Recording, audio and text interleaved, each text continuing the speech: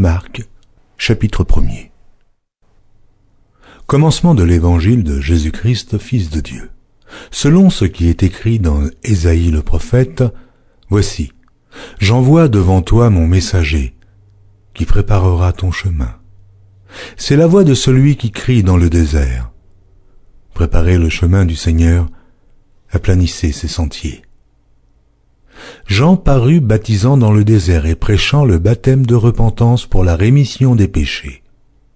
Tout le pays de Judée et tous les habitants de Jérusalem se rendaient auprès de lui, et confessant leurs péchés, ils se faisaient baptiser par lui dans le fleuve du Jourdain. Jean avait un vêtement de poil de chameau et une ceinture de cuir autour des reins. Il se nourrissait de sauterelles et de miel sauvage.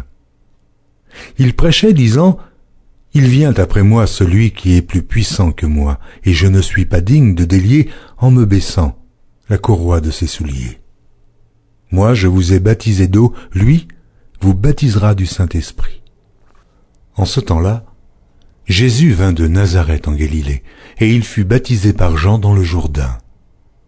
Au moment où il sortait de l'eau, il vit les cieux s'ouvrir et l'Esprit descendre sur lui comme une colombe. Et une voix fit entendre des cieux ces paroles, « Tu es mon Fils bien-aimé, en toi j'ai mis toute mon affection. » Aussitôt l'Esprit poussa Jésus dans le désert, où il passa 40 jours, tenté par Satan. Il était avec les bêtes sauvages, et les anges le servaient. Après que Jean eut été livré, Jésus alla dans la Galilée prêchant l'évangile de Dieu. Il disait « Le temps est accompli, et le royaume de Dieu est proche. Repentez-vous, et croyez à la bonne nouvelle. » Comme il passait le long de la mer de Galilée, il vit Simon et André, frères de Simon, qui jetaient un filet dans la mer, car ils étaient pêcheurs. Jésus leur dit « Suivez-moi, et je vous ferai pêcheurs d'hommes. » Aussitôt ils laissèrent leur filet et le suivirent. Étant allé un peu plus loin, il vit Jacques, fils de Zébédée, et Jean, son frère, qui eux aussi étaient dans une barque et réparaient les filets. Aussitôt il les appela, et, laissant leur père Zébédée dans la barque avec les ouvriers, ils le suivirent. Ils se rendirent à Capernaum, et, le jour du Shabbat, Jésus entra d'abord dans la synagogue, et il enseigna. Ils étaient frappés de sa doctrine, car il enseignait comme ayant autorité, et non pas comme les scribes. Il se trouva dans leur synagogue un homme qui avait un esprit impur, et qui s'écria « Qu'y a-t-il entre nous et toi, Jésus de Nazareth? Es-tu venu ici pour nous perdre? Je sais qui tu es le Saint de Dieu. » Jésus le menaça, disant « Tais-toi et sors de cet homme. » Et l'esprit impur sortit de cet homme, en l'agitant avec violence et en poussant un grand cri. Tous furent saisis de stupéfaction, de sorte qu'ils se demandaient les uns aux autres « Qu'est-ce que ceci? Une nouvelle doctrine ?» Il commande avec autorité même aux esprits impurs, et lui obéissent. Et sa renommée se répandit aussitôt dans tous les lieux environnants de la Galilée. En sortant de la synagogue, ils se rendirent avec Jacques et Jean à la maison de Simon et d'André. La belle-mère de Simon était couchée ayant la fièvre, et aussitôt on parla d'elle à Jésus. S'étant approché, il la fit lever en lui prenant la main, et à l'instant la fièvre la quitta. Puis elle les servit. Le soir, après le coucher du soleil, on lui amena tous les malades et les démoniaques, et toute la ville était rassemblée devant sa porte. Il guérit beaucoup de gens qui avaient diverses maladies. Il chassa aussi beaucoup de démons, et il ne permettait pas aux démons de parler parce qu'ils le connaissaient. Vers le matin, pendant qu'il faisait encore très sombre, il se leva et sortit pour aller dans un lieu désert, où il pria. Simon et ceux qui étaient avec lui se mirent à sa recherche, et quand ils l'eurent trouvé, ils lui dirent « Tous te cherchent. » Il leur répondit « Allons ailleurs, dans les bourgades voisines, afin que j'y prêche aussi, car c'est pour cela que je suis sorti. » Et il alla prêcher dans les synagogues par toute la Galilée, et il chassa les démons. Un lépreux vint à lui, et se jetant à genoux, il lui dit d'un ton suppliant « Si tu le veux, tu peux me rendre pur. » Jésus, ému de compassion, étendit la main, le toucha et dit « Je le veux, sois pur. » Aussitôt la lèpre le quitta, et il fut purifié. Jésus le renvoya sur le champ avec de sévères recommandations, et il lui dit « Garde-toi de rien dire à personne, mais va te montrer au sacrificateur et offre pour ta purification ce que Moïse a prescrit, afin que cela leur serve de témoignage. » Mais cet homme, s'en étant allé, se mit à publier hautement la chose et à la divulguer, de sorte que Jésus ne pouvait plus entrer publiquement dans une ville. Il se tenait dehors, dans des lieux déserts, où l'on venait à lui de toutes parts. Marc, chapitre 2. Quelques jours après, Jésus revint à Capernaum. On apprit qu'il était à la maison, et il s'assembla un si grand nombre de personnes que l'espace devant la porte ne pouvait plus les contenir. Il leur annonçait la parole. Des gens vinrent à lui amenant un paralytique porté par 4 hommes. Comme ils ne pouvaient l'aborder à cause de la foule, ils découvrirent le toit de la maison où il était, et ils descendirent par cette ouverture le lit sur lequel le paralytique était couché. Jésus, voyant leur foi, dit au paralytique, « Mon enfant, tes péchés sont pardonnés. » Il y avait là quelques scribes qui étaient assis et qui se disaient au-dedans d'eux, « Comment cet homme parle-t-il ainsi? Il blasphème. Qui peut pardonner les péchés si ce n'est Dieu seul ?» Jésus, ayant aussitôt connu par son esprit ce qu'ils pensaient au-dedans d'eux, leur dit, « Pourquoi avez-vous de telles pensées dans vos cœurs? Lequel est le plus aisé de dire au paralytique, tes péchés sont pardonnés, ou de dire, lève-toi, prends ton lit et marche? Or, afin que vous sachiez que le Fils de l'homme a sur la terre le pouvoir de pardonner les péchés, je te l'ordonne, dit-il au paralytique. Lève-toi, prends ton lit, et va dans ta maison. Et à l'instant, il se leva, prit son lit et sortit en présence de tout le monde, de sorte qu'ils étaient tous dans l'étonnement et glorifiaient Dieu, disant, nous n'avons jamais vu rien de pareil. Jésus sortit de nouveau du côté de la mer. Toute la foule venait à lui, et il les enseignait. En passant, il vit Lévi, fils d'Alphée, assis au bureau des péages. Il lui dit, « Suis-moi ». Lévi se leva et le suivit. Comme Jésus était à table dans la maison de Lévi, beaucoup de publicains et de gens de mauvaise vie se mirent aussi à table avec lui et avec ses disciples, car ils étaient nombreux et l'avaient suivi. Les scribes et les pharisiens, le voyant manger avec les publicains et les gens de mauvaise vie, dirent à ses disciples, « Pourquoi mange-t-il et boit-il avec les publicains et les gens de mauvaise vie ?» Ce que Jésus ayant entendu, il leur dit, « Ce ne sont pas ceux qui se portent bien qui ont besoin de médecins, mais les malades. Je ne suis pas venu appeler des justes, mais des pécheurs. » Les disciples de Jean et les pharisiens jeûnaient. Ils vinrent dire à Jésus, « Pourquoi les disciples de Jean et ceux des pharisiens jeûnent-ils, tandis que tes disciples ne jeûnent point ?»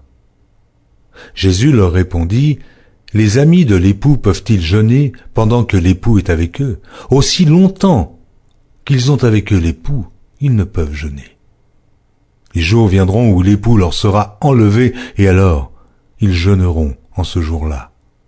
Personne ne coud une pièce de drap neuf à un vieil habit. Autrement, la pièce de drap neuf emporterait une partie du vieux, et la déchirure serait pire.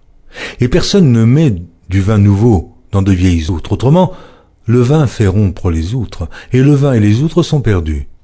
Mais il faut mettre le vin nouveau dans des outres neuves. » Il arriva un jour de Shabbat que Jésus traversa des champs de blé. Ses disciples, chemin faisant, se mirent à arracher des épis. Les pharisiens lui dirent, « Voici, pourquoi font-ils ce qui n'est pas permis pendant le Shabbat ?» Jésus leur répondit, « N'avez-vous jamais lu ce que fit David lorsqu'il fut dans la nécessité et qu'il eut faim, lui et ceux qui étaient avec lui? Comment il entra dans la maison de Dieu du temps du souverain sacrificateur Abiatar et mangea les pains de proposition qu'il n'est permis qu'aux sacrificateurs de manger, et en donna même à ceux qui étaient avec lui. Puis il leur dit, « Le Shabbat a été fait pour l'homme, et non l'homme pour le Shabbat, de sorte que le Fils de l'homme est maître même du Shabbat. » Marc, chapitre 3. Jésus entra de nouveau dans la synagogue. Il s'y trouvait un homme qui avait la main sèche. Ils observaient Jésus pour voir s'il le guérirait le jour du Shabbat. C'était afin de pouvoir l'accuser. Il dit à l'homme qui avait la main sèche, « Lève-toi là au milieu. » Puis il leur dit, « Est-il permis le jour du Shabbat de faire du bien ou de faire du mal, de sauver une personne ou de la tuer ?» Mais ils gardèrent le silence. Alors, promenant ses regards sur eux avec indignation et en même temps affligé de l'endurcissement de leur cœur, il dit à l'homme, « Étends ta main. » Il l'étendit et sa main fut guérie.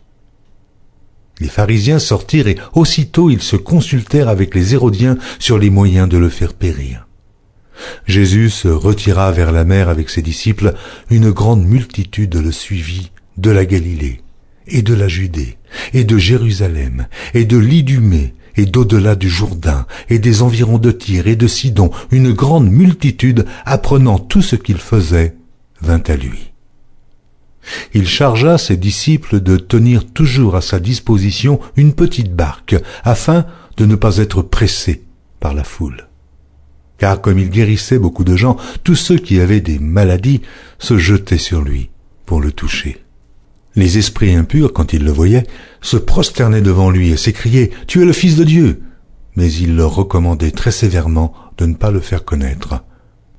Il monta ensuite sur la montagne et appela ceux qu'il voulut, et ils vinrent auprès de lui. Il en établit 12 pour les avoir avec lui et pour les envoyer prêcher avec le pouvoir de chasser les démons. Voici les 12 qu'il établit. Simon, qu'il nomma Pierre, Jacques, fils de Zébédée, et Jean, frère de Jacques, auquel il donna le nom de Boanerges, qui signifie fils du tonnerre, André, Philippe, Barthélemy, Matthieu, Thomas, Jacques, fils d'Alphée, Thaddée, Simon le Cananite, et Judas Iscario, celui qui livra Jésus. Ils se rendirent à la maison, et la foule s'assembla de nouveau, en sorte qu'ils ne pouvaient pas même prendre leur repas. Les parents de Jésus, ayant appris ce qui se passait, vinrent pour se saisir de lui, car ils disaient « Il est hors de sens ». Et les scribes, qui étaient descendus de Jérusalem, dirent « Il est possédé de Béelzébul. C'est par le prince des démons qu'il chasse les démons. » Jésus les appela et leur dit sous forme de parabole « Comment Satan peut-il chasser Satan ? Si un royaume est divisé contre lui-même, ce royaume ne peut subsister. Et si une maison est divisée contre elle-même, cette maison ne peut subsister. Si donc Satan se révolte contre lui-même, il est divisé, et il ne peut subsister, mais c'en est fait de lui. Personne ne peut entrer dans la maison d'un homme fort et piller ses biens sans avoir auparavant lié cet homme fort. Alors il pillera sa maison. Je vous le dis en vérité, tous les péchés seront pardonnés aux fils des hommes, et les blasphèmes qu'ils auront proférés. Mais quiconque blasphémera contre le Saint-Esprit n'obtiendra jamais de pardon. Il est coupable d'un péché éternel. Jésus parla ainsi parce qu'il disait « Il est possédé d'un esprit impur ».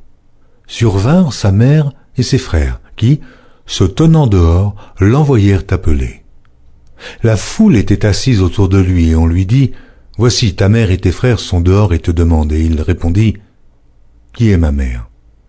Et qui sont mes frères ?» Puis, jetant les regards sur ceux qui étaient assis autour de lui, « Voici, dit-il, ma mère et mes frères, car quiconque fait la volonté de Dieu, celui-là est mon frère, ma sœur et ma mère. » Marc, chapitre 4. Jésus se mit de nouveau à enseigner au bord de la mer. Une grande foule s'étant assemblée auprès de lui, il monta et s'assit dans une barque sur la mer. Toute la foule était à terre sur le rivage. Il leur enseigna beaucoup de choses en paraboles, et il leur dit dans son enseignement, « Écoutez, un semeur sortit pour semer. Comme il semait, une partie de la semence tomba le long du chemin. Les oiseaux vinrent et la mangèrent. Une autre partie tomba dans un endroit pierreux, où elle n'avait pas beaucoup de terre.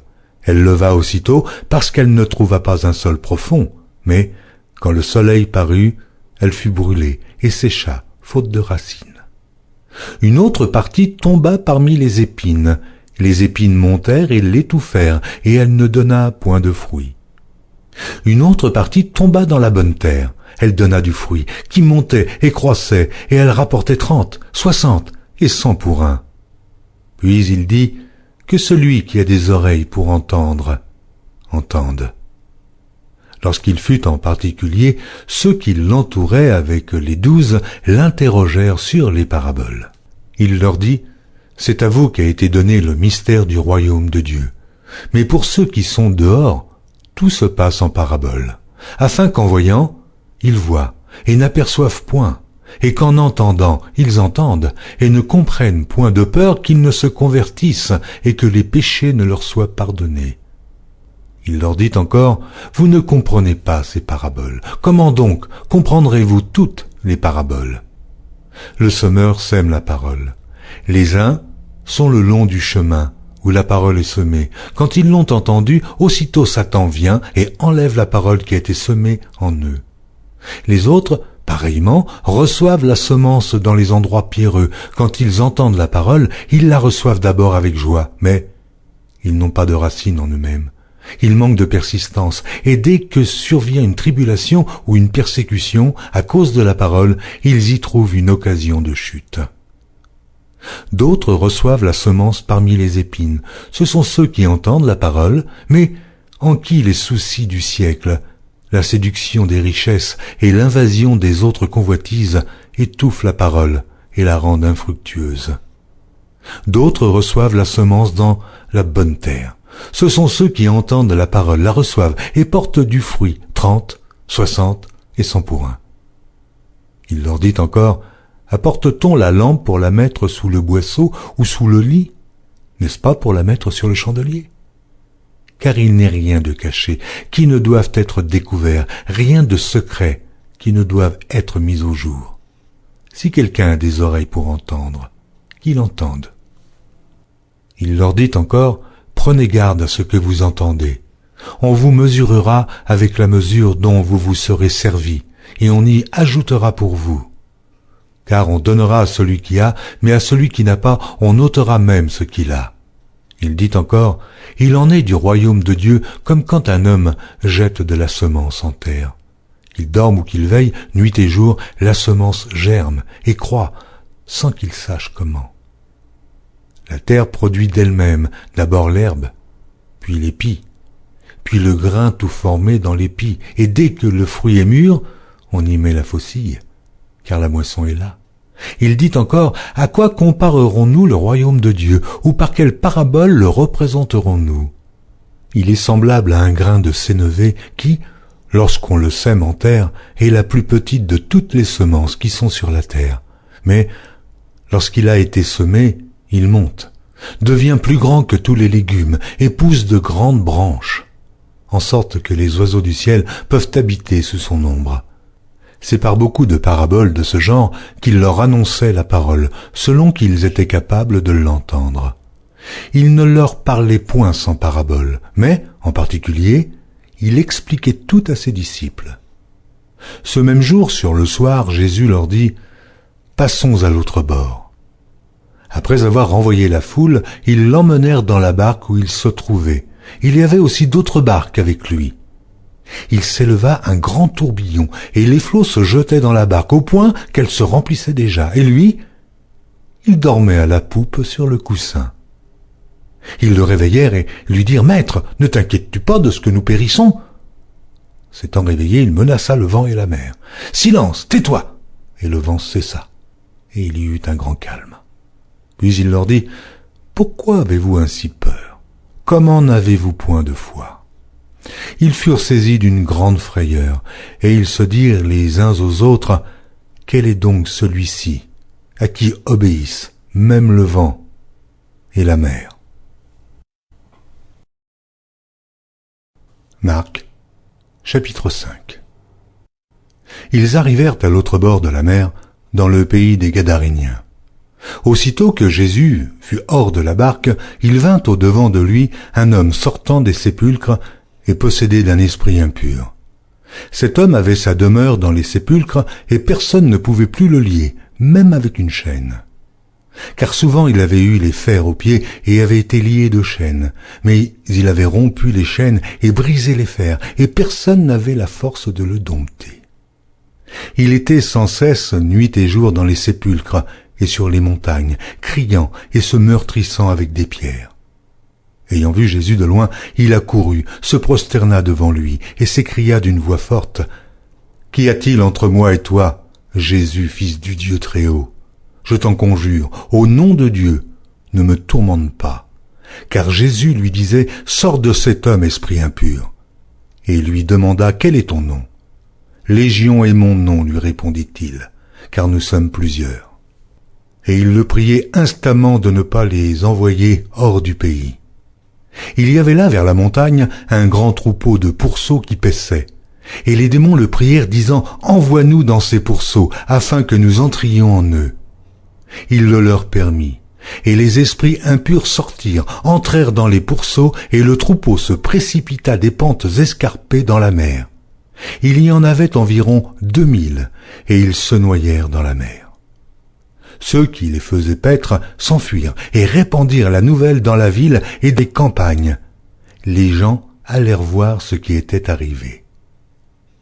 Ils vinrent auprès de Jésus, et ils virent le démoniaque, celui qui avait eu la légion, assis, vêtu et dans son bon sens, et ils furent saisis de frayeur.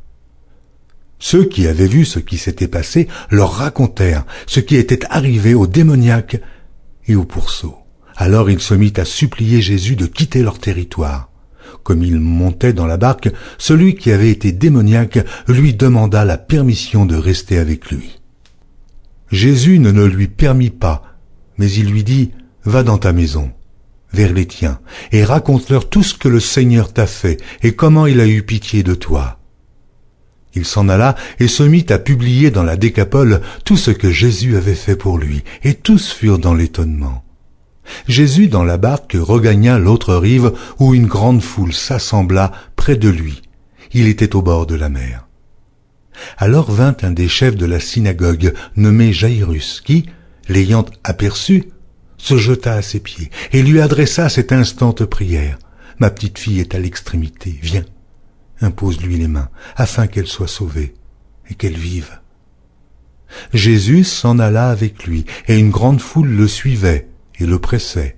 Or, il y avait une femme atteinte d'une perte de sang depuis 12 ans. Elle avait beaucoup souffert entre les mains de plusieurs médecins. Elle avait dépensé tout ce qu'elle possédait, et elle n'avait éprouvé aucun soulagement, mais était allée plutôt en empirant. Ayant entendu parler de Jésus, elle vint dans la foule par derrière et toucha son vêtement, car elle disait, « Si je puis seulement toucher ses vêtements, je serai guérie. » Au même instant, la perte de sang s'arrêta, et elle sentit dans son corps qu'elle était guérie de son mal. Jésus connut aussitôt en lui-même qu'une force était sortie de lui, et, se retournant au milieu de la foule, il dit, « Qui a touché mes vêtements ?» Ses disciples lui dirent, « Tu vois la foule qui te presse et tu dis qui m'a touché ?» Et il regardait autour de lui pour voir celle qui avait fait cela. La femme, effrayée et tremblante, sachant ce qui s'était passé en elle, vint se jeter à ses pieds et lui dit toute la vérité. Mais Jésus lui dit, « Ma fille, ta foi t'a sauvée. Va en paix et sois guérie de ton mal. » Comme il parlait encore, survinrent de chez le chef de la synagogue des gens qui dirent « Ta fille est morte, pourquoi importuner davantage le maître ?» Mais Jésus, sans tenir compte de ces paroles, dit au chef de la synagogue « Ne crains pas, crois seulement. » Et il ne permit à personne de l'accompagner, si ce n'est à Pierre, à Jacques et à Jean, frère de Jacques. Ils arrivèrent à la maison du chef de la synagogue où Jésus vit une foule bruyante et des gens qui pleuraient, qui poussaient de grands cris. Il entra et leur dit « Pourquoi faites-vous du bruit et pourquoi pleurez-vous? L'enfant n'est pas morte, mais elle dort. » Et ils se moquaient de lui. Alors, ayant fait sortir tout le monde, il prit avec lui le père et la mère de l'enfant et ceux qui l'avaient accompagné, et il entra où était l'enfant. Il la saisit par la main et lui dit « Talitha koumi » ce qui signifie « Jeune fille, lève-toi, je te le dis ». Aussitôt la jeune fille se leva et se mit à marcher, car elle avait 12 ans, et ils furent dans un grand étonnement. Jésus leur adressa de fortes recommandations pour que personne ne sût la chose, et il dit qu'on donna à manger à la jeune fille. Marc, chapitre 6. Jésus partit de là et se rendit dans sa patrie. Ses disciples le suivirent. Quand le Shabbat fut venu, il se mit à enseigner dans la synagogue. Beaucoup de gens qui l'entendirent étaient étonnés et disaient « D'où lui viennent ces choses? Quelle est cette sagesse qui lui a été donnée? Et comment de tels miracles se font-ils par ses mains? N'est-ce pas le charpentier, le fils de Marie, le frère de Jacques, de José, de Jude et de Simon? Et ses sœurs ne sont-elles pas ici parmi nous ?» Et il était pour eux une occasion de chute. Mais Jésus leur dit, « Un prophète n'est méprisé que dans sa patrie, parmi ses parents et dans sa maison. Il ne put faire là aucun miracle, si ce n'est qu'il imposa les mains à quelques malades et les guérit. » Et ils s'étonnaient de leur incrédulité. Jésus parcourait les villages d'alentour en enseignant. Alors il appela les 12 et il commença à les envoyer 2 à 2 en leur donnant pouvoir sur les esprits impurs. Il leur prescrivit de ne rien prendre pour le voyage, si ce n'est un bâton, de n'avoir ni pain, ni sac, ni monnaie dans la ceinture, de chausser des sandales et de ne pas revêtir de tunique. Puis il leur dit, « Dans quelque maison que vous entriez, restez-y jusqu'à ce que vous partiez de ce lieu, et s'il y a quelque part des gens qui ne vous reçoivent ni ne vous écoutent, retirez-vous de là et secouez la poussière de vos pieds afin que cela leur serve de témoignage. » Ils partirent et ils prêchèrent la repentance. Ils chassaient beaucoup de démons et ils oignaient d'huile beaucoup de malades et les guérissaient. Le roi Hérode entendit parler de Jésus dont le nom était devenu célèbre et il dit « Jean-Baptiste est ressuscité des morts. » Et c'est pour cela qu'il se fait par lui des miracles.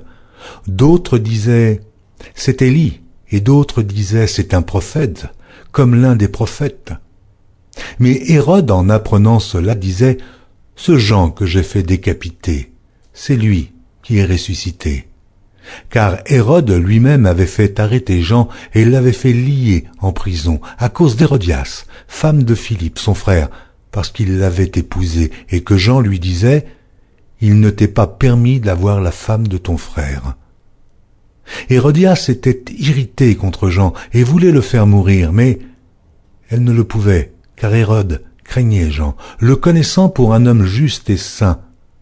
Il le protégeait et après l'avoir entendu, il était souvent perplexe et l'écoutait avec plaisir.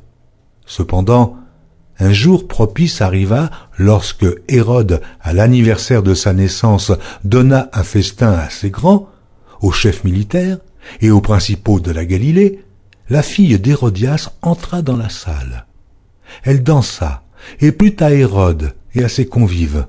Le roi dit à la jeune fille « Demande-moi ce que tu voudras et je te le donnerai. » Il ajouta avec serment « Ce que tu me demanderas, je te le donnerai. Fût-ce la moitié de mon royaume. » Étant sortie, elle dit à sa mère, « Que demanderai-je » Et sa mère répondit, « La tête de Jean-Baptiste. » Elle s'empressa de rentrer aussitôt vers le roi et lui fit cette demande, « Je veux que tu me donnes à l'instant, sur un plat, la tête de Jean-Baptiste. » Le roi fut attristé, mais à cause de ses serments et des convives, il ne voulut pas lui faire un refus. Il envoya sur le champ un garde avec ordre d'apporter la tête de Jean-Baptiste. Le garde alla décapiter Jean dans la prison et apporta la tête sur un plat. Il la donna à la jeune fille et la jeune fille la donna à sa mère. Les disciples de Jean, ayant appris cela, vinrent prendre son corps et le mirent dans un sépulcre. Les apôtres s'étant rassemblés auprès de Jésus, lui racontèrent tout ce qu'ils avaient fait et tout ce qu'ils avaient enseigné. Jésus leur dit, « Venez à l'écart dans un lieu désert et reposez-vous un peu, car il y avait beaucoup d'allants et de venants, et ils n'avaient même pas pris le temps de manger. » Ils partirent donc dans une barque pour aller à l'écart, dans un lieu désert. Beaucoup de gens les virent s'en aller, et ils les reconnurent, et de toutes les villes on accourut à pied, et on les devança au lieu où ils se rendaient. Quand il sortit de la barque, Jésus vit une grande foule et fut ému de compassion pour eux, parce qu'ils étaient comme des brebis qui n'ont point de berger, et il se mit à leur enseigner beaucoup de choses. Comme l'heure était déjà avancée, ses disciples s'approchèrent de lui et dirent « Ce lieu est désert, et l'heure est déjà avancée. Renvoie-les, afin qu'ils aillent dans les campagnes et dans les villages des environs pour s'acheter de quoi manger. » Jésus leur répondit « Donnez-leur vous-même à manger. » Mais ils lui dirent « Irions-nous acheter des pains pour 200 deniers et leur donnerions-nous à manger ?» Il leur dit « Combien avez-vous de pain ? Allez voir. » Et ils s'en assurèrent et répondirent « 5 et 2 poissons. » Alors il leur commanda de les faire tous asseoir par groupes sur l'herbe verte, et ils s'assirent par rangées de 100 et de 50. Il prit les 5 pains et les 2 poissons, et, levant les yeux vers le ciel, il rendit grâce. Puis il rompit les pains, et il les donna aux disciples, afin qu'ils les distribuassent à la foule. Il partagea aussi les 2 poissons entre tous. Tous mangèrent et furent rassasiés. Et l'on emporta 12 paniers, pleins de morceaux de pain, et de ce qui restait des poissons.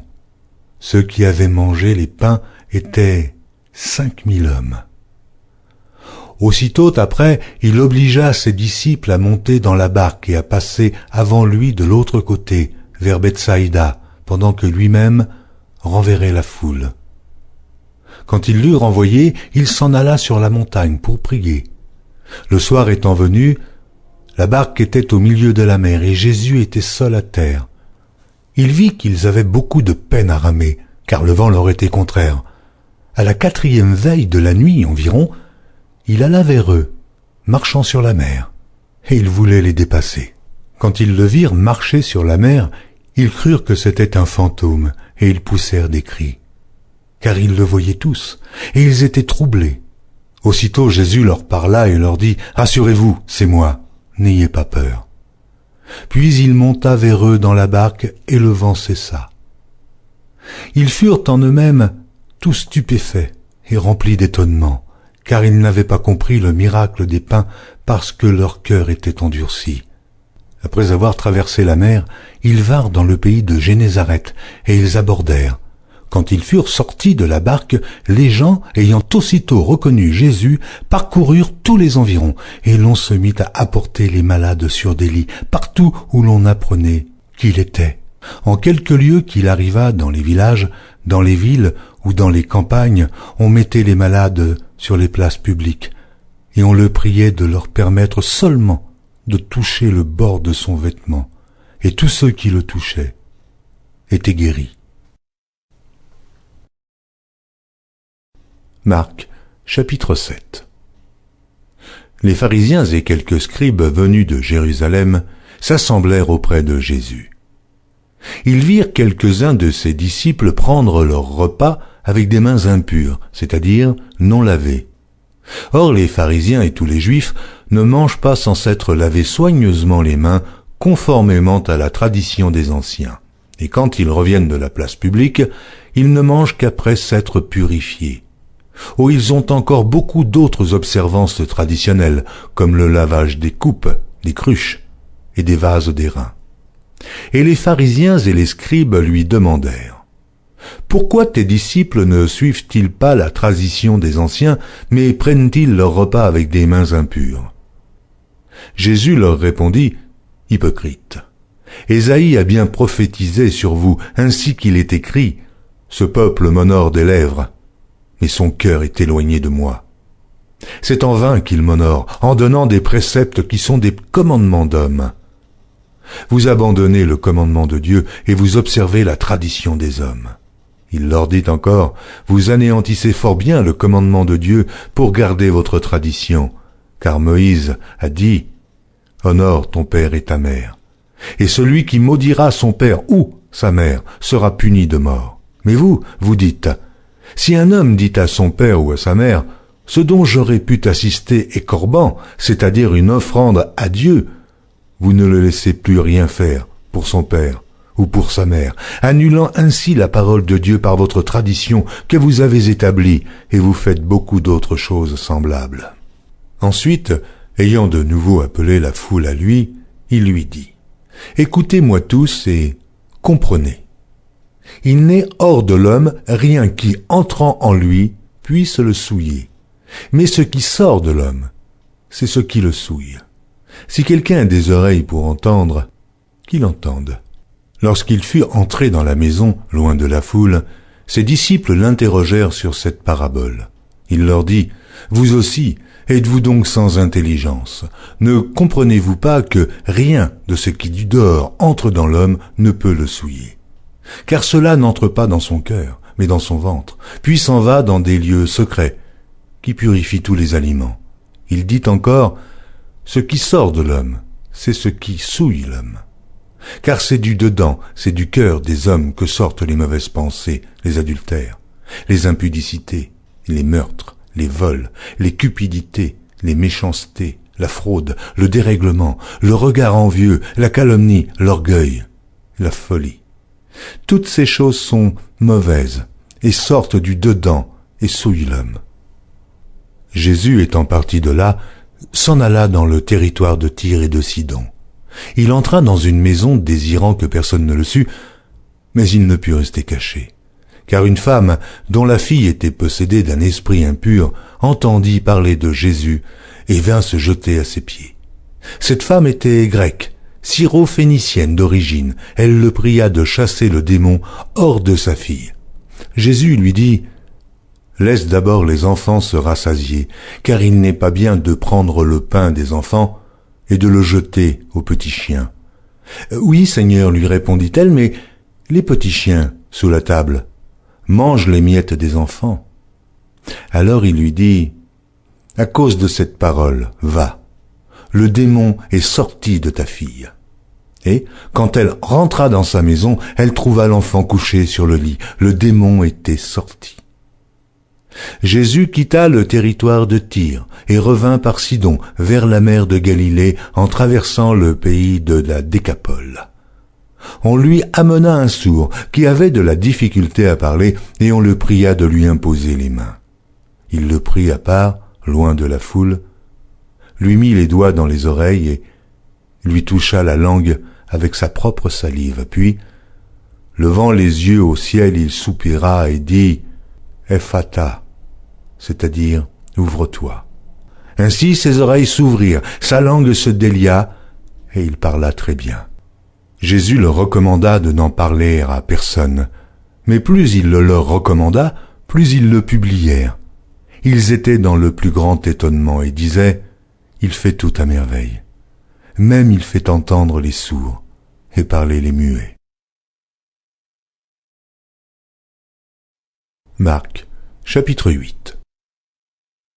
En ces jours-là, une foule nombreuse s'étant de nouveau réunie et n'ayant pas de quoi manger, Jésus appela les disciples et leur dit « Je suis ému de compassion pour cette foule, car voilà 3 jours qu'ils sont près de moi, et ils n'ont rien à manger. Si je les renvoie chez eux à jeun, les forces leur manqueront en chemin, car quelques-uns d'entre eux sont venus de loin. » Ses disciples lui répondirent « Comment pourrait-on les rassasier de pain ici, dans un lieu désert ?» Jésus leur demanda « Combien avez-vous de pain ?» 7, répondit-il. Alors il fit asseoir la foule par terre, prit les 7 pains et, après avoir rendu grâce, il les rompit et les donna à ses disciples pour les distribuer.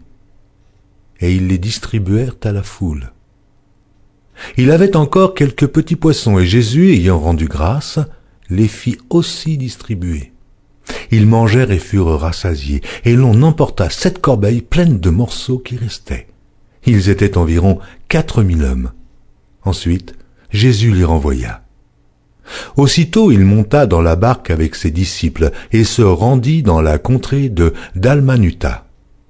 Les pharisiens survinrent, se mirent à discuter avec Jésus, et, pour l'éprouver, lui demandèrent un signe venant du ciel.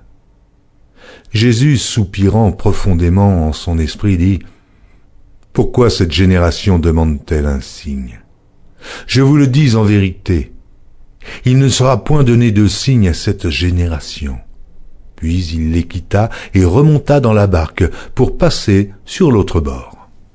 Les disciples avaient oublié de prendre des pains. Il n'en avait qu'un seul avec eux dans la barque.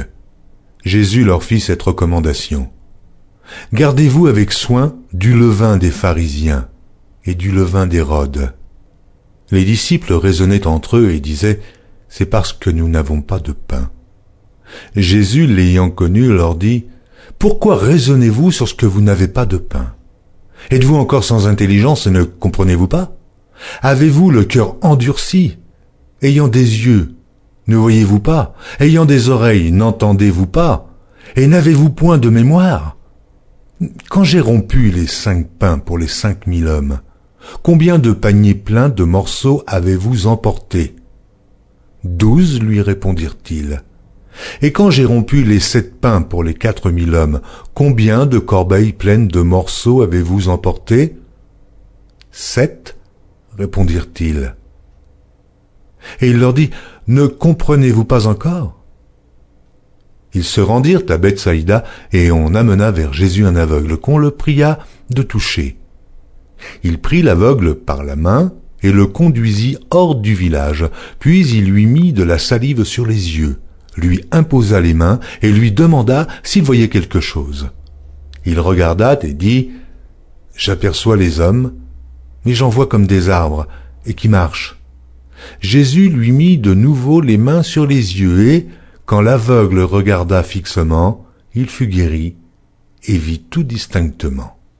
Alors Jésus le renvoya dans sa maison en disant, « N'entre pas au village. » Jésus s'en alla avec ses disciples dans les villages de Césarée de Philippe, et il leur posa en chemin cette question, « Qui dit-on que je suis ?» Ils répondirent, « Jean-Baptiste, les autres, Élie, les autres l'un des prophètes, et vous, leur demanda-t-il, « Qui dites-vous que je suis ?» Pierre lui répondit, « Tu es le Christ. » Jésus leur recommanda sévèrement de ne dire cela de lui à personne. Alors il commença à leur apprendre qu'il fallait que le Fils de l'homme souffrit beaucoup, qu'il fût rejeté par les anciens, par les principaux sacrificateurs et par les scribes, qu'il fût mis à mort et qu'il ressuscita 3 jours après. Il leur disait ces choses ouvertement, et Pierre, l'ayant pris à part, se mit à le reprendre.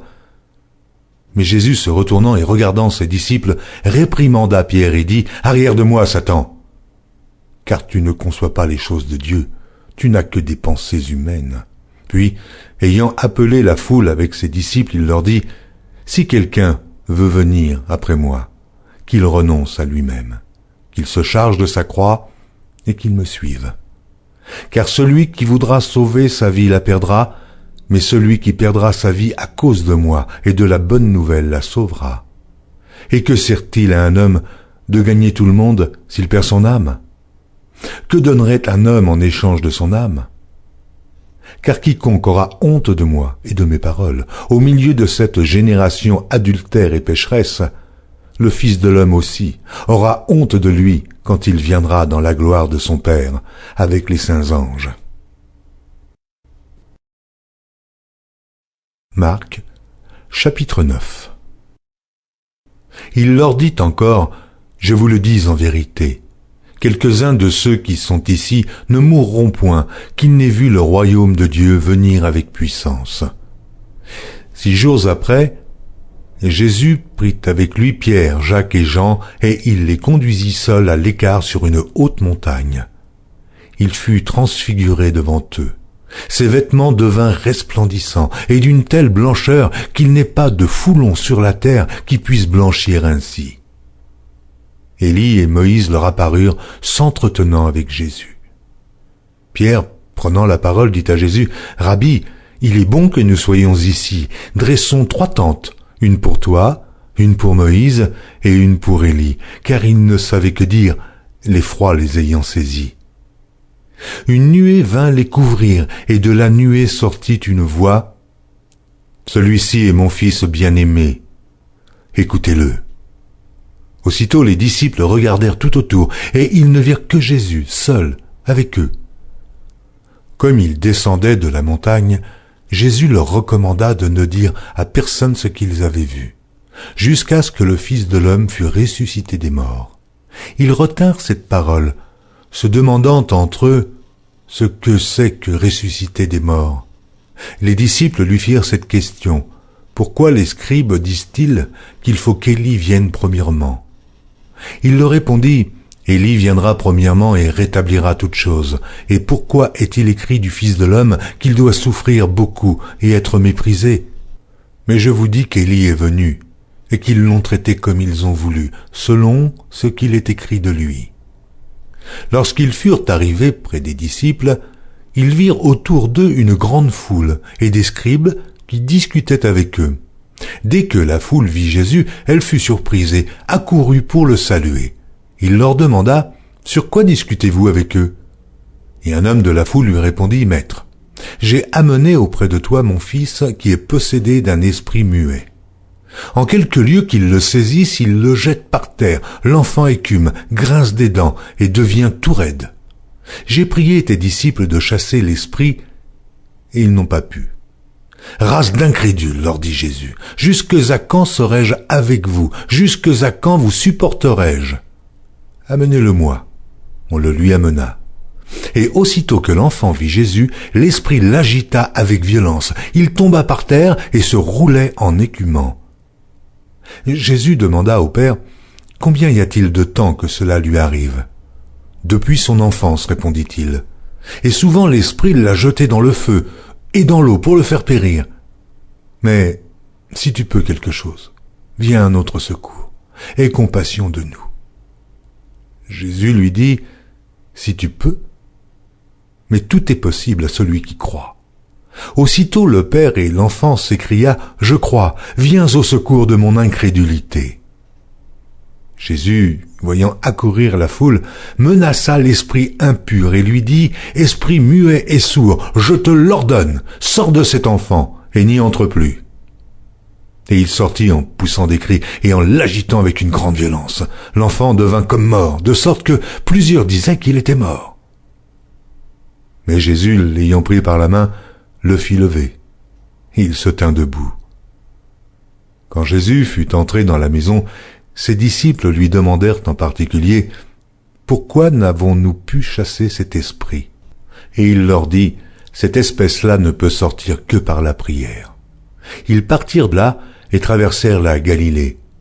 Jésus ne voulait pas qu'on le sût, car il enseignait ses disciples et il leur dit: le Fils de l'homme sera livré entre les mains des hommes. Ils le feront mourir et 3 jours après qu'il aura été mis à mort, il ressuscitera. Mais les disciples ne comprenaient pas cette parole et ils craignaient de l'interroger. Ils arrivèrent à Capernaum. Lorsqu'il fut dans la maison, Jésus leur demanda: de quoi discutiez-vous en chemin? Mais ils gardèrent le silence, car en chemin, ils avaient discuté entre eux pour savoir qui était le plus grand. Alors il s'assit, appela les 12 et leur dit: si quelqu'un veut être le premier, il sera le dernier de tous et le serviteur de tous. Il prit un petit enfant, le plaça au milieu d'eux, et l'ayant pris dans ses bras, il leur dit: quiconque reçoit en mon nom un de ces petits enfants me reçoit moi-même, et quiconque me reçoit, reçoit non pas moi, mais celui qui m'a envoyé. Jean lui dit: Maître, nous avons vu un homme qui chasse les démons en ton nom, et nous l'en avons empêché parce qu'il ne nous suit pas. Ne l'en empêchez pas, répondit Jésus, car il n'est personne qui, faisant un miracle en mon nom, puisse aussitôt après parler mal de moi. Qui n'est pas contre nous, et pour nous. Et quiconque vous donnera à boire un verre d'eau en mon nom, parce que vous appartenez à Christ, je vous le dis en vérité, il ne perdra point sa récompense. Mais si quelqu'un scandalisait un de ces petits qui croient, il vaudrait mieux pour lui qu'on lui mît au cou une grosse meule de moulin et qu'on le jetât dans la mer. Si ta main est pour toi une occasion de chute, coupe-la. Mieux vaut pour toi entrer manchot dans la vie que d'avoir les 2 mains et d'aller dans la géhenne, dans le feu qui ne s'éteint point. Et si ton pied est pour toi une occasion de chute, coupe-le. Mieux vaut pour toi entrer boiteux dans la vie que d'avoir les 2 pieds est d'être jeté dans la géhenne, dans le feu qui ne s'éteint point. Et si ton œil est pour toi une occasion de chute, arrache-le. Mieux vaut pour toi entrer dans le royaume de Dieu n'ayant qu'un œil, que d'avoir 2 yeux et d'être jeté dans la géhenne, où leur ver ne meurt point, et où le feu ne s'éteint point. Car tout homme sera salé de feu. Le sel est une bonne chose. Mais si le sel devient sans saveur, avec quoi l'assaisonnerez-vous? Ayez du sel en vous-même, et soyez en paix les uns avec les autres. Marc, chapitre 10. Jésus étant parti de là se rendit dans le territoire de la Judée, au-delà du Jourdain. La foule s'assembla de nouveau près de lui et selon sa coutume, il se mit encore à l'enseigner. Les pharisiens l'abordèrent et pour l'éprouver, ils lui demandèrent s'il est permis à un homme de répudier sa femme. Il leur répondit, « Que vous a prescrit Moïse ?» Moïse, dirent-ils, a permis d'écrire une lettre de divorce et de répudier. Et Jésus leur dit, « C'est à cause de la dureté de votre cœur que Moïse vous a donné ce précepte. Mais au commencement de la création, Dieu fit l'homme et la femme. C'est pourquoi l'homme quittera son père et sa mère et s'attachera à sa femme, et les 2 deviendront une seule chair. Ainsi, ils ne sont plus 2, mais ils sont une seule chair. Que l'homme donc ne sépare pas ce que Dieu a joint. » Lorsqu'ils furent dans la maison, les disciples l'interrogèrent encore là-dessus. Il leur dit, « Celui qui répudie sa femme et qui en épouse une autre commet un adultère à son égard. Et si une femme quitte son mari et en épouse un autre, elle commet un adultère. » On lui amena des petits-enfants, afin qu'il les touchât, mais les disciples reprirent ceux qui les amenaient. Jésus, voyant cela, fut indigné et leur dit, « Laissez venir à moi les petits-enfants et ne les en empêchez pas, car le royaume de Dieu est pour ceux qui leur ressemblent. Je vous le dis en vérité, quiconque ne recevra pas le royaume de Dieu comme un petit enfant n'y entrera point. » Puis il les prit dans ses bras et les bénit, en leur imposant les mains. Comme Jésus se mettait en chemin, un homme accourut et se jetant à genoux devant lui, « Bon maître, lui demanda-t-il, que dois-je faire pour hériter la vie éternelle ?» Jésus lui dit, « Pourquoi m'appelles-tu bon? Il n'y a de bon que Dieu seul. Tu connais les commandements. Tu ne commettras point d'adultère, tu ne tueras point, tu ne déroberas point, tu ne diras point de faux témoignages, tu ne feras tort à personne, honore ton père et ta mère. » Il lui répondit, « Maître, j'ai observé toutes ces choses dès ma jeunesse. » Jésus, l'ayant regardé, l'aima et lui dit, « Il te manque une chose. Va, vends tout ce que tu as, donne-le aux pauvres, et tu auras un trésor dans le ciel, puis viens et suis-moi. » Mais, affligé de cette parole, cet homme s'en alla tout triste, car il avait de grands biens. Jésus, regardant autour de lui, dit à ses disciples qu'il sera difficile à ceux qui ont des richesses d'entrer dans le royaume de Dieu. Les disciples furent étonnés de ce que Jésus parlait ainsi et, reprenant, il leur dit, « Mes enfants, il est difficile à ceux qui se confient dans les richesses d'entrer dans le royaume de Dieu. Il est plus facile à un chameau de passer par le trou d'une aiguille qu'à un riche d'entrer dans le royaume de Dieu. » Les disciples furent encore plus étonnés, et ils se dirent les uns aux autres, « Et qui peut être sauvé ?» Jésus les regarda et dit, « Cela est impossible aux hommes, mais non à Dieu, car tout est possible à Dieu. » Pierre se mit à lui dire, « Voici, nous avons tout quitté et nous t'avons suivi. » Jésus répondit, « Je vous le dis en vérité, il n'est personne qui, ayant quitté à cause de moi et à cause de la bonne nouvelle sa maison, ou ses frères, ou ses sœurs, ou sa mère, ou son père, ou ses enfants, ou ses terres, ne reçoive au centuple présentement dans ce siècle-ci des maisons des frères, des sœurs, des mères, des enfants et des terres, avec des persécutions, et, dans le siècle à venir, la vie éternelle. Plusieurs des premiers seront les derniers, et plusieurs des derniers seront les premiers. » Ils étaient en chemin pour monter à Jérusalem, et Jésus allait au-devant d'eux. Les disciples étaient troublés, ils le suivaient avec crainte. Et Jésus prit de nouveau les 12 auprès de lui et commença à leur dire ce qui devait lui arriver. Voici, nous montons à Jérusalem et le Fils de l'homme sera livré aux principaux sacrificateurs et aux scribes. Ils le condamneront à mort et ils le livreront aux païens qui se moqueront de lui, cracheront sur lui, le battront de verge et le feront mourir. Et 3 jours après, il ressuscitera. Les fils de Zébédée, Jacques et Jean, s'approchèrent de Jésus et lui dirent, « Maître, nous voudrions que tu fisses pour nous ce que nous te demanderons. » Il leur dit, « Que voulez-vous que je fasse pour vous ?» « Accorde-nous, lui dirent-ils, d'être assis l'un à ta droite et l'autre à ta gauche, quand tu seras dans la gloire. » Jésus leur répondit, « Vous ne savez ce que vous demandez. Pouvez-vous boire la coupe que je dois boire, ou être baptisé du baptême dont je dois être baptisé ?» Nous le pouvons, dirent-ils. Et Jésus leur répondit, « Il est vrai que vous boirez la coupe que je dois boire, et que vous serez baptisés du baptême dont je dois être baptisé. Mais pour ce qui est d'être assis à ma droite ou à ma gauche, cela ne dépend pas de moi, et ne sera donné qu'à ceux à qui cela est réservé. » Les 10, ayant entendu cela, commencèrent à s'indigner contre Jacques et Jean.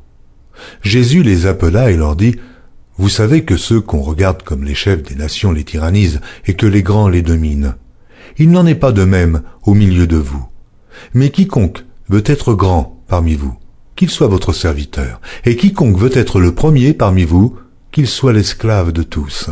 Car le Fils de l'homme est venu, non pour être servi, mais pour servir et donner sa vie, comme la rançon de plusieurs. » Ils arrivèrent à Jéricho, et lorsque Jésus en sortit avec ses disciples et une assez grande foule, le fils de Timée, Bartimée, mendiant, aveugle, était assis au bord du chemin. Il entendit que c'était Jésus de Nazareth et il se mit à crier « Fils de David, Jésus, aie pitié de moi !» Plusieurs le reprenaient pour le faire taire, mais il criait beaucoup plus fort « Fils de David, aie pitié de moi !» Jésus s'arrêta et dit « Appelez-le. » Ils appelèrent l'aveugle en lui disant « Prends courage, lève-toi, il t'appelle. » L'aveugle jeta son manteau et se levant d'un bond, vint vers Jésus. Jésus, prenant la parole, lui dit « Que veux-tu que je fasse ?» « Rabouni, lui répondit l'aveugle, que je recouvre la vue. » Et Jésus lui dit « Va, ta foi t'a sauvé. » Aussitôt il recouvra la vue et suivit Jésus dans le chemin. Marc, chapitre 11. Lorsqu'ils approchèrent de Jérusalem et qu'il fut près de Bethphagée et de Béthanie, vers la montagne des Oliviers, Jésus envoya 2 de ses disciples, en leur disant « Allez au village qui est devant vous, dès que vous y serez entrés, vous trouverez un ânon attaché sur lequel aucun homme ne s'est encore assis. Détachez-le et amenez-le. Si quelqu'un vous dit « Pourquoi faites-vous cela ?» répondez « Le Seigneur en a besoin, et à l'instant, il le laissera venir ici. » Les disciples, étant allés, trouvèrent l'ânon attaché dehors, près d'une porte, au contour du chemin, et ils le détachèrent. Quelques-uns de ceux qui étaient là leur dirent « Mais que faites-vous? Pourquoi détachez-vous cet ânon ?» Ils répondirent comme Jésus l'avait dit, et on les laissa aller. Ils amenèrent à Jésus l'ânon, sur lequel ils jetèrent leurs vêtements, et Jésus s'assit dessus. Beaucoup de gens étendirent leurs vêtements sur le chemin, et d'autres des branches qu'ils coupèrent dans les champs. Ceux qui précédaient et ceux qui suivaient Jésus criaient « Hosanna, béni soit celui qui vient au nom du Seigneur, béni soit le règne qui vient, le règne de David notre Père, Hosanna dans les lieux très hauts. » Jésus entra à Jérusalem dans le temple. Quand il eut tout considéré, comme il était déjà tard, il s'en alla à Béthanie avec les 12. Le lendemain, après qu'ils furent sortis de Béthanie, Jésus eut faim. Apercevant de loin un figuier qui avait des feuilles, il alla voir s'il y trouverait quelque chose, et, s'en étant approché, il ne trouva que des feuilles, car ce n'était pas la saison des figues. Prenant alors la parole, il lui dit « Que jamais personne ne mange de ton fruit. » Et ses disciples l'entendirent. Ils arrivèrent à Jérusalem, et Jésus entra dans le temple, et il se mit à chasser ceux qui vendaient et qui achetaient dans le temple. Il renversa les tables des changeurs et les sièges des vendeurs de pigeons, et ne laissant personne transporter aucun objet à travers le temple. Et il enseignait et disait, n'est-il pas écrit ? Ma maison sera appelée une maison de prière pour toutes les nations, mais vous en avez fait une caverne de voleurs. Les principaux sacrificateurs et les scribes, l'ayant entendu, cherchèrent les moyens de le faire périr, car ils craignaient, parce que toute la foule était frappée de sa doctrine. Quand le soir fut venu, Jésus sortit de la ville. Le matin, en passant, les disciples virent le figuier séché jusqu'aux racines. Pierre, se rappelant ce qui s'était passé, dit à Jésus, « Rabbi, regarde le figuier que tu as maudit, a séché. » Jésus prit la parole et leur dit, « Ayez foi en Dieu. Je vous le dis en vérité. Si quelqu'un dit à cette montagne, « Ôte-toi de là et jette-toi dans la mer », et s'il ne doute point en son cœur, mais croit que ce qu'il a dit arrive, il le verra s'accomplir. C'est pourquoi je vous dis, tout ce que vous demanderez en priant, croyez que vous l'avez reçu, et vous le verrez s'accomplir. Et, lorsque vous êtes debout, faisant votre prière, si vous avez quelque chose contre quelqu'un, pardonnez, afin que votre Père qui est dans les cieux vous pardonne aussi vos offenses. Mais si vous ne pardonnez pas, votre Père qui est dans les cieux ne vous pardonnera pas non plus vos offenses.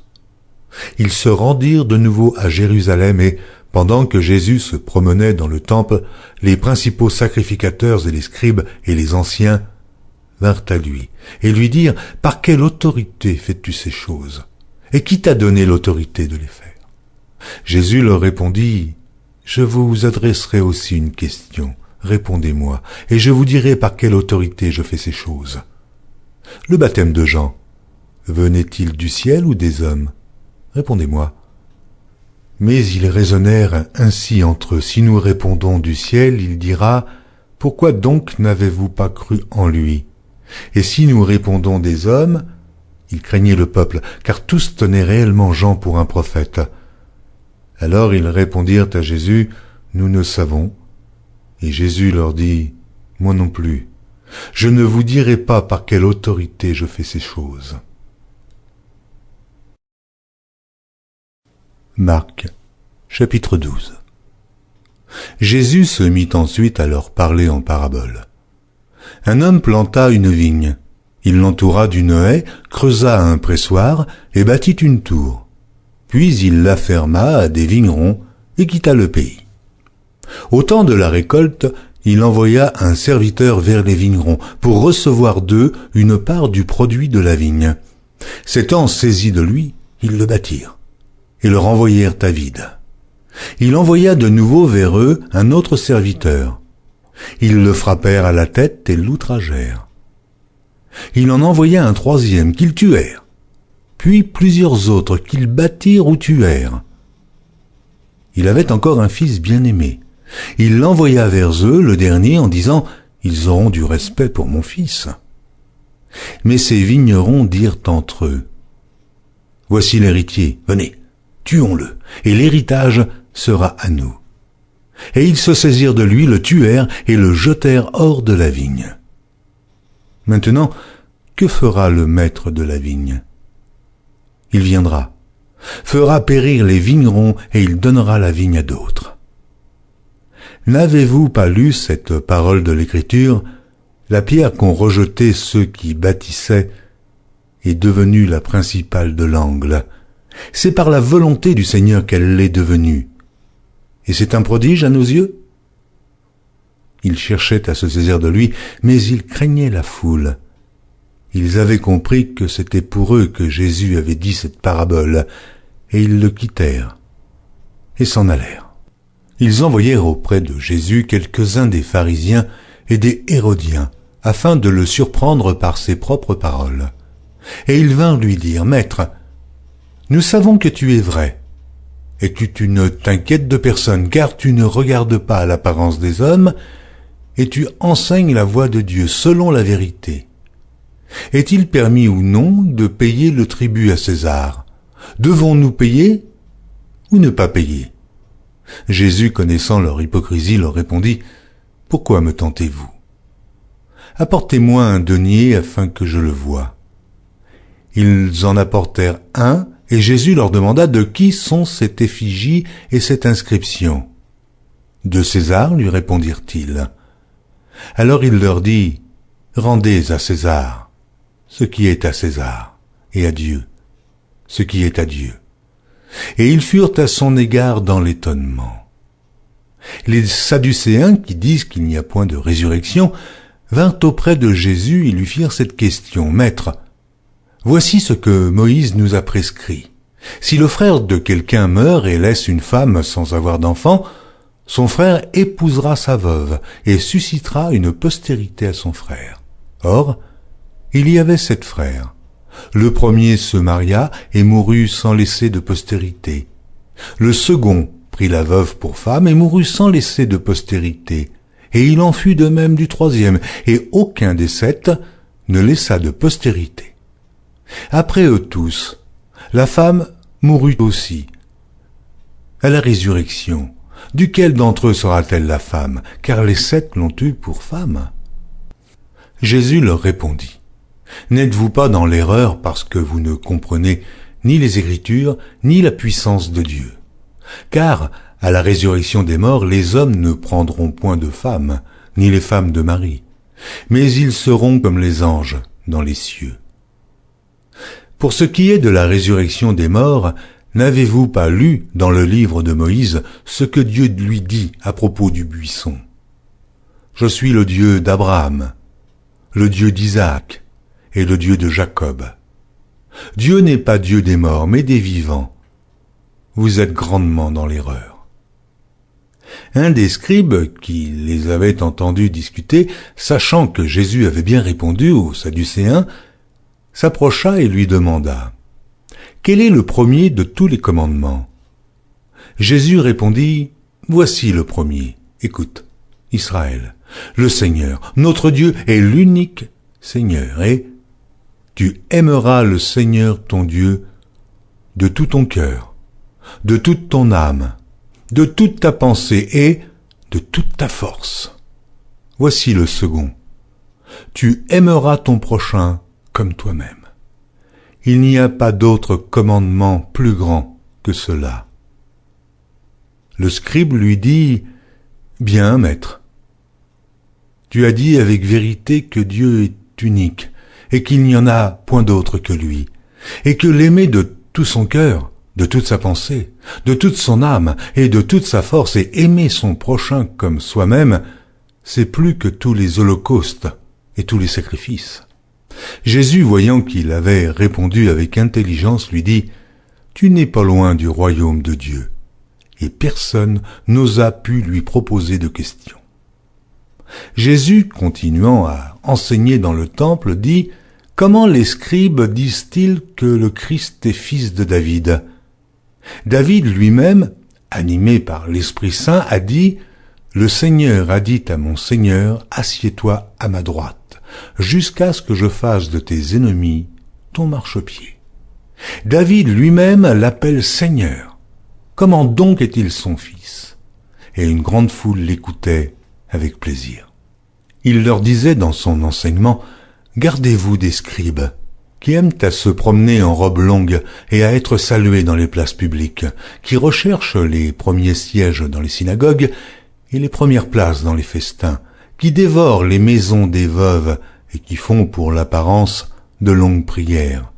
Ils seront jugés plus sévèrement. » Jésus, s'étant assis vis-à-vis du tronc, regardait comment la foule y mettait de l'argent. Plusieurs riches mettaient beaucoup. Il vint aussi une pauvre veuve. Elle y mit 2 petites pièces, faisant un quart de sou. Alors Jésus, ayant appelé ses disciples, leur dit, « Je vous le dis en vérité, cette pauvre veuve a donné plus qu'aucun de ceux qui ont mis dans le tronc, car tous ont mis de leur superflu. Mais elle a mis de son nécessaire, tout ce qu'elle possédait, tout ce qu'elle avait pour vivre. » Marc, chapitre 13.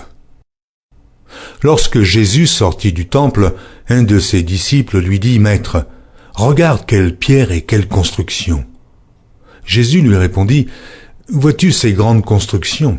Il ne restera pas pierre sur pierre qui ne soit renversée. » Il s'assit sur la montagne des Oliviers en face du temple, et Pierre, Jacques, Jean et André lui firent en particulier cette question. « Dis-nous quand cela arrivera-t-il, et à quel signe connaîtra-t-on que toutes ces choses vont s'accomplir ?» Jésus se mit alors à leur dire, « Prenez garde que personne ne vous séduise, car plusieurs viendront sous mon nom disant « C'est moi », et ils séduiront beaucoup de gens. Quand vous entendrez parler de guerre et de bruit de guerre, ne soyez pas troublés, car il faut que ces choses arrivent, mais ce ne sera pas encore la fin.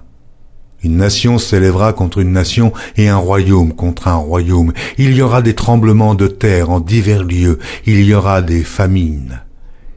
Ce ne sera que le commencement des douleurs. Prenez garde à vous-même. On vous livrera aux tribunaux, et vous serez battus de verges dans les synagogues. Vous comparaîtrez devant des gouverneurs et devant des rois à cause de moi, pour leur servir de témoignage. Il faut premièrement que la bonne nouvelle soit prêchée à toutes les nations. Quand on vous emmènera pour vous livrer, ne vous inquiétez pas d'avance de ce que vous aurez à dire, mais dites ce qui vous sera donné à l'heure même, car ce n'est pas vous qui parlerez, mais l'Esprit Saint. Le frère livrera son frère à la mort et le père son enfant. Les enfants se soulèveront contre leurs parents et les feront mourir. Vous serez haïs de tous à cause de mon nom, mais celui qui persévérera jusqu'à la fin sera sauvé. Lorsque vous verrez l'abomination de la désolation établie là où elle ne doit pas être, que celui qui lit fasse attention. Alors, que ceux qui seront en Judée fuient dans les montagnes. Que celui qui sera sur le toit ne descende pas et n'entre pas pour prendre quelque chose dans sa maison, et que celui qui sera dans les champs ne retourne pas en arrière pour prendre son manteau. Malheurs aux femmes qui seront enceintes et à celles qui allaiteront en ces jours-là. Priez pour que ces choses n'arrivent pas en hiver. Car la détresse en ces jours sera telle qu'il n'y en a point eu de semblable depuis le commencement du monde que Dieu a créé jusqu'à présent, et qu'il n'y en aura jamais. Et si le Seigneur n'avait abrégé ces jours, personne ne serait sauvé, mais il les a abrégés à cause des élus qu'il a choisis. Si quelqu'un vous dit alors le Christ est ici ou il est là, ne le croyez pas, car il s'élèvera de faux Christ et de faux prophètes. Ils feront des prodiges et des miracles pour séduire les élus, s'il était possible. Soyez sur vos gardes. Je vous ai tout annoncé d'avance. Mais, dans ces jours, après cette détresse, le soleil s'obscurcira, la lune ne donnera plus sa lumière, les étoiles tomberont du ciel, et les puissances qui sont dans les cieux seront ébranlées.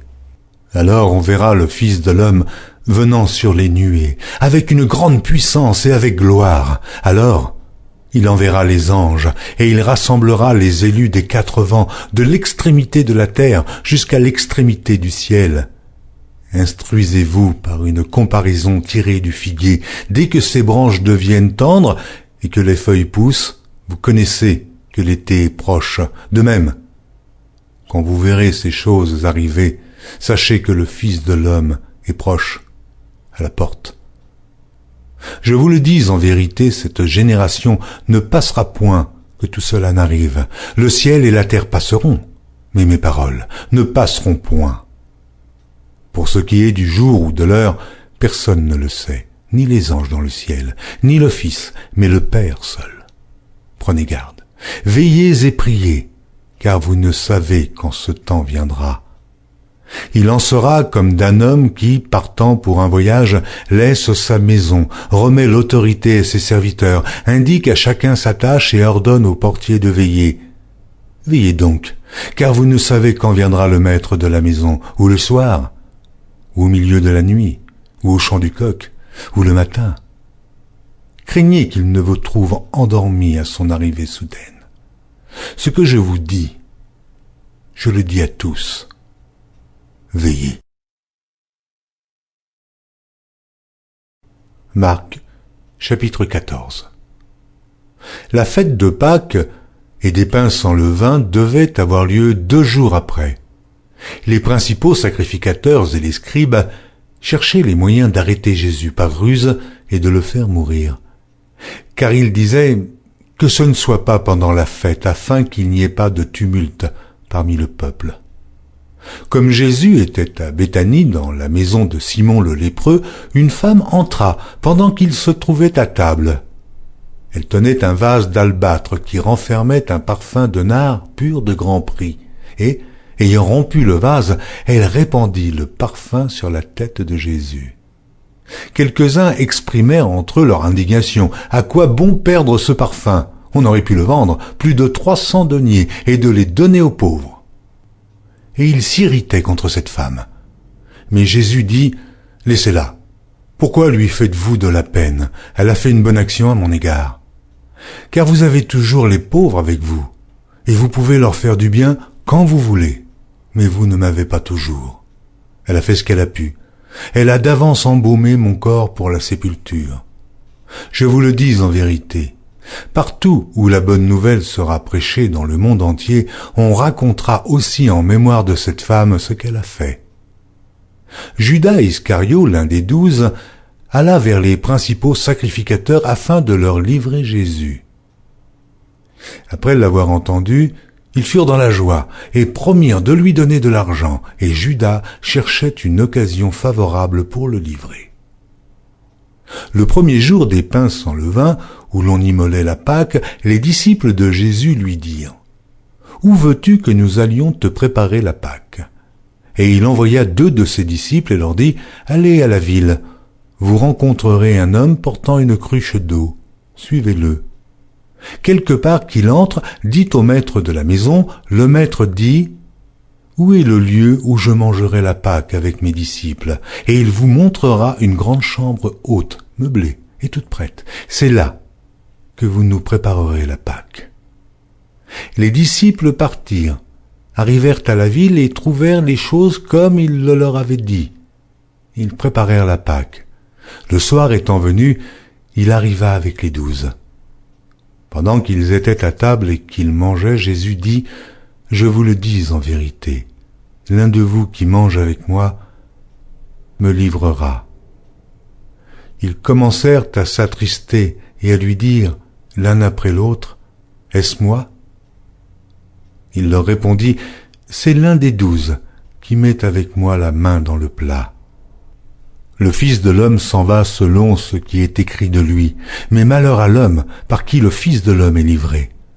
Mieux vaudrait pour cet homme qu'il ne fût pas né. » Pendant qu'il mangeait, Jésus prit du pain, et, après avoir rendu grâce, il le rompit et le leur donna en disant « Prenez, ceci est mon corps. » Il prit ensuite une coupe, et après avoir rendu grâce, il la leur donna, et ils burent tous. Et il leur dit, « Ceci est mon sang, le sang de l'alliance, qui est répandu pour plusieurs. Je vous le dis en vérité, je ne boirai plus jamais du fruit de la vigne jusqu'au jour où je le boirai nouveau dans le royaume de Dieu. » Après avoir chanté les cantiques, ils se rendirent à la montagne des Oliviers. Jésus leur dit, « Vous serez tous scandalisés, car il est écrit, « Je frapperai le berger, et les brebis seront dispersées, mais, après que je serai ressuscité, je vous précéderai en Galilée. » Pierre lui dit, « Quand tous seraient scandalisés, je ne serai pas scandalisé. » Et Jésus lui dit, « Je te le dis en vérité, toi, aujourd'hui, cette nuit même, avant que le coq chante 2 fois, tu me renieras 3 fois. » Mais Pierre reprit plus fortement, « Quand il me faudrait mourir avec toi, je ne te renierai pas. » Et tous dirent la même chose. Ils allèrent ensuite dans un lieu appelé Gethsémane, et Jésus dit à ses disciples, « Asseyez-vous ici pendant que je prierai. » Il prit avec lui Pierre, Jacques et Jean, et il commença à éprouver de la frayeur et des angoisses. Et il leur dit, « Mon âme est triste jusqu'à la mort. Restez ici, et veillez. » Puis, ayant fait quelques pas en avant, il se jeta contre terre, et pria que, s'il était possible, cette heure s'éloignât de lui. Il disait, « Abba, Père, toutes choses te sont possibles. Éloigne de moi cette coupe. Toutefois, non pas ce que je veux, mais ce que tu veux. » Et il vint vers les disciples qu'il trouva endormis, et il dit à Pierre, « Simon, tu dors? Tu n'as pu veiller 1 heure. Veillez et priez afin que vous ne tombiez pas en tentation. L'esprit est bien disposé, mais la chair est faible. » Il s'éloigna de nouveau et fit la même prière. Il revint et les trouva encore endormis, car leurs yeux étaient appesantis. Ils ne surent que lui répondre. Il revint pour la 3e fois et leur dit, « Dormez maintenant et reposez-vous. C'est assez, l'heure est venue. Voici, le Fils de l'homme est livré aux mains des pécheurs. Levez-vous, allons. Voici celui qui me livre approche. » Et aussitôt, comme il parlait encore, arriva Judas, l'un des 12, et avec lui une foule armée d'épées et de bâtons, envoyés par les principaux sacrificateurs, par les scribes et par les anciens. Celui qui le livrait leur avait donné ce signe. « Celui que je baiserai, c'est lui. Saisissez-le et emmenez-le sûrement. » Dès qu'il fut arrivé, il s'approcha de Jésus, disant, « Rabbi !» et il le baisa. Alors, ces gens mirent la main sur Jésus et le saisirent. Un de ceux qui étaient là, tirant l'épée, frappa le serviteur du souverain sacrificateur et lui emporta l'oreille. Jésus, prenant la parole, leur dit, « Vous êtes venus comme après un brigand, avec des épées et des bâtons, pour vous emparer de moi. J'étais tous les jours parmi vous, enseignant dans le temple, et vous ne m'avez pas saisi. Mais c'est afin que les Écritures soient accomplies. » Alors tous l'abandonnèrent et prirent la fuite. Un jeune homme le suivait, et n'ayant sur le corps qu'un drap, on se saisit de lui, mais il lâcha son vêtement et se sauva tout nu. Ils emmenèrent Jésus chez le souverain sacrificateur, où s'assemblèrent tous les principaux sacrificateurs, les anciens et les scribes. Pierre le suivit de loin jusque dans l'intérieur de la cour du souverain sacrificateur. Il s'assit avec les serviteurs et il se chauffait près du feu. Les principaux sacrificateurs et tout le Sanhédrin cherchaient un témoignage contre Jésus pour le faire mourir. Et ils n'en trouvaient point, car plusieurs rendaient de faux témoignages contre lui, mais les témoignages ne s'accordaient pas. Quelques-uns se levèrent et portèrent un faux témoignage contre lui, disant « Nous l'avons entendu dire, je détruirai ce temple fait de main d'homme, et en 3 jours, j'en bâtirai un autre qui ne sera pas fait de main d'homme. » Mais même sur ce point-là, leur témoignage ne s'accordait pas. Alors, le souverain sacrificateur, se levant au milieu de l'assemblée, interrogea Jésus et dit, « Ne réponds-tu rien? Qu'est-ce que ces gens déposent contre toi ?» Jésus garda le silence et ne répondit rien. Le souverain sacrificateur l'interrogea de nouveau et lui dit, « Es-tu le Christ, le Fils du Dieu béni ?» Jésus répondit, « Je le suis, et vous verrez le Fils de l'homme assis à la droite de la puissance de Dieu et venant sur les nuées du ciel. » Alors le souverain sacrificateur déchira ses vêtements et dit, « Qu'avons-nous encore besoin de témoins? Vous avez entendu le blasphème, que vous en semble ?» Et tous le condamnèrent comme méritant la mort. Et quelques-uns se mirent à cracher sur lui, à lui voiler le visage et à le frapper à coups de poing en lui disant « Devine !» Et les serviteurs le reçurent en lui donnant des soufflets. Pendant que Pierre était en bas dans la cour, il vint une des servantes du souverain sacrificateur. Voyant Pierre qui se chauffait, le regarda et lui dit « Toi aussi, tu étais avec Jésus de Nazareth. » Il le nia, disant « Je ne sais pas, je ne comprends pas ce que tu veux dire. » Puis il sortit pour aller dans le vestibule.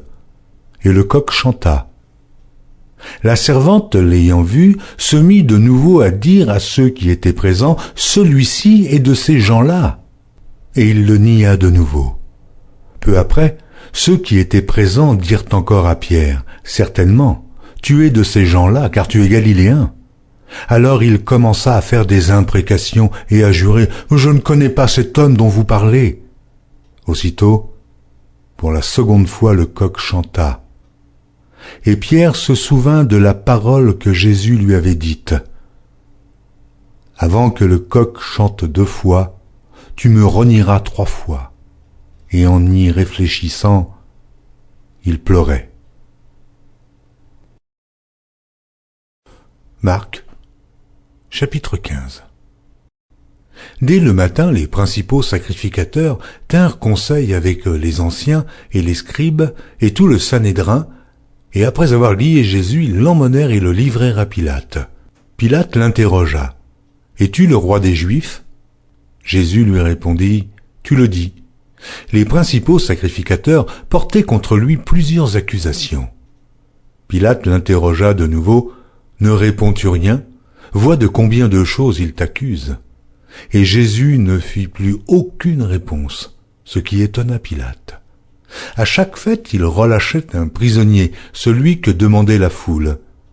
Il y avait en prison un nommé Barabbas avec ses complices, pour un meurtre qu'il avait commis dans une sédition. La foule, étant montée, se mit à demander ce qu'il avait coutume de leur accorder. Pilate leur répondit, « Voulez-vous que je vous relâche le roi des Juifs ?» Car il savait que c'était par envie que les principaux sacrificateurs l'avaient livré. Mais les chefs des sacrificateurs excitèrent la foule, afin que Pilate leur relâchât plutôt Barabbas. Pilate, reprenant la parole, leur dit, « Que voulez-vous donc que je fasse de celui que vous appelez le roi des Juifs ?» Ils crièrent de nouveau, « Crucifie-le » Pilate leur dit, « Mais quel mal a-t-il fait ?» Ils crièrent encore plus fort, « Crucifie-le, crucifie-le » Pilate, voulant satisfaire la foule, leur relâcha Barabbas et, après avoir fait battre de verges Jésus, il leur livra pour être crucifié. Les soldats conduisirent Jésus dans l'intérieur de la cour, c'est-à-dire dans le prétoire, et ils assemblèrent toute la cohorte.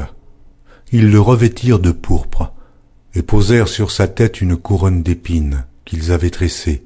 Puis ils se mirent à le saluer. « Salut, roi des Juifs !» Et ils lui frappaient la tête avec un roseau, crachaient sur lui, et, fléchissant les genoux, ils se prosternaient devant lui. Après s'être ainsi moqués de lui, ils lui ôtèrent la pourpre, lui remirent ses vêtements et l'emmenèrent pour le crucifier. Ils forcèrent à porter la croix de Jésus un passant qui revenait des champs, Simon de Cyrène, père d'Alexandre et de Rufus, et ils conduisirent Jésus au lieu nommé Golgotha, ce qui signifie lieu du crâne. Ils lui donnèrent à boire du vin mêlé de myrrhe, mais il ne le prit pas. Ils le crucifièrent et se partagèrent ses vêtements en tirant au sort pour savoir ce que chacun aurait. C'était la 3e heure quand ils le crucifièrent. L'inscription indiquant le sujet de sa condamnation portait ces mots, « Le roi des Juifs ».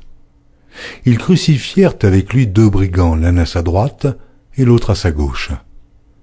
Ainsi fut accompli ce que dit l'Écriture. Il a été mis au nombre des malfaiteurs. Les passants l'injuriaient et secouaient la tête en disant « Et toi, qui détruis le temple et qui le rebâtit en 3 jours? Sauve-toi toi-même en descendant de la croix. » Les principaux sacrificateurs aussi, avec les scribes, se moquaient entre eux et disaient « Il a sauvé les autres et il ne peut se sauver lui-même. Que le Christ, le roi d'Israël, descende maintenant de la croix, afin que nous voyions et que nous croyions. » Ceux qui étaient crucifiés avec lui l'insultaient aussi. La 6e heure étant venue, il y eut des ténèbres sur toute la terre, jusqu'à la 9e heure. Et à la 9e heure, Jésus s'écria d'une voix forte, « Eloi, Eloi, lama sabachthani » ce qui signifie « Mon Dieu, pourquoi m'as-tu abandonné ?»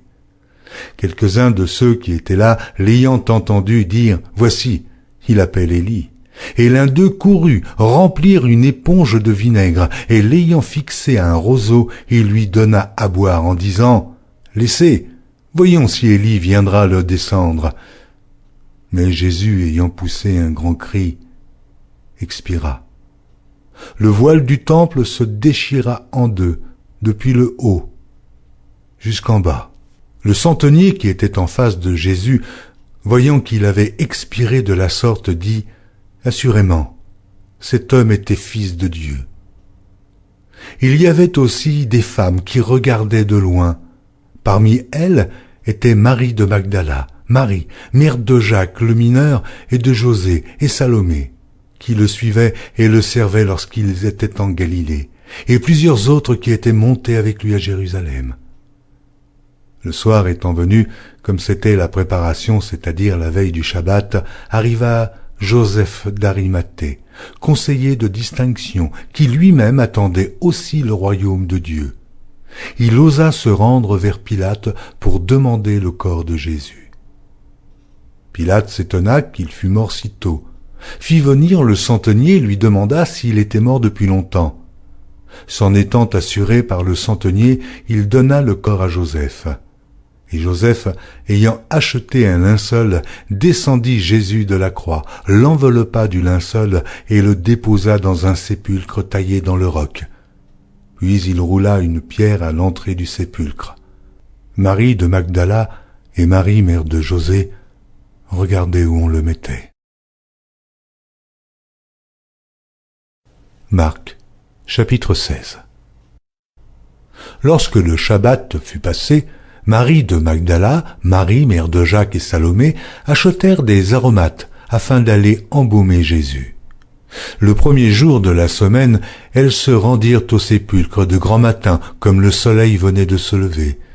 Elles disaient entre elles, « Mais qui nous roulera la pierre loin de l'entrée du sépulcre ?» Et, levant les yeux, elles aperçurent que la pierre, qui était très grande, avait été roulée. Elles entrèrent dans le sépulcre, virent un jeune homme assis à droite vêtu d'une robe blanche, et elles furent épouvantées. Il leur dit, « Ne vous épouvantez pas, vous cherchez Jésus de Nazareth, qui a été crucifié. Il est ressuscité. Il n'est point ici. Voici le lieu où on l'avait mis. Mais allez dire à ses disciples et à Pierre qu'il vous précède en Galilée. C'est là que vous le verrez, comme il vous l'a dit. » Elles sortirent du sépulcre et s'enfuirent. La peur et le trouble les avaient saisies, et elles ne dirent rien à personne à cause de leur effroi. Jésus, étant ressuscité le matin du premier jour de la semaine, apparut d'abord à Marie de Magdala, de laquelle il avait chassé 7 démons. Elle alla emporter la nouvelle à ceux qui avaient été avec lui et qui s'affligeaient et pleuraient. Quand ils entendirent qu'il vivait et qu'elle l'avait vu, ils ne le crurent point. Après cela, il apparut sous une autre forme à 2 d'entre eux qui étaient en chemin pour aller à la campagne. Ils revinrent l'annoncer aux autres, qui ne les crurent pas non plus. Enfin, il apparut aux 11, pendant qu'ils étaient à table, et il leur reprocha leur incrédulité et la dureté de leur cœur, parce qu'ils n'avaient pas cru ceux qui l'avaient vu ressusciter. Puis il leur dit, « Allez par tout le monde et prêchez la bonne nouvelle à toute la création. Celui qui croira et qui sera baptisé sera sauvé, mais celui qui ne croira pas sera condamné. Voici les miracles qui accompagneront ceux qui auront cru. En mon nom, ils chasseront les démons. Ils parleront de nouvelles langues. Ils saisiront des serpents. S'ils boivent quelque breuvage mortel, ils ne leur feront point de mal. Ils imposeront les mains aux malades, et les malades seront guéris. » Le Seigneur, après leur avoir parlé, fut enlevé au ciel, et il s'assit à la droite de Dieu. Et ils s'en allèrent prêcher partout. Le Seigneur travaillait avec eux, et confirmait la parole par les miracles qui l'accompagnaient.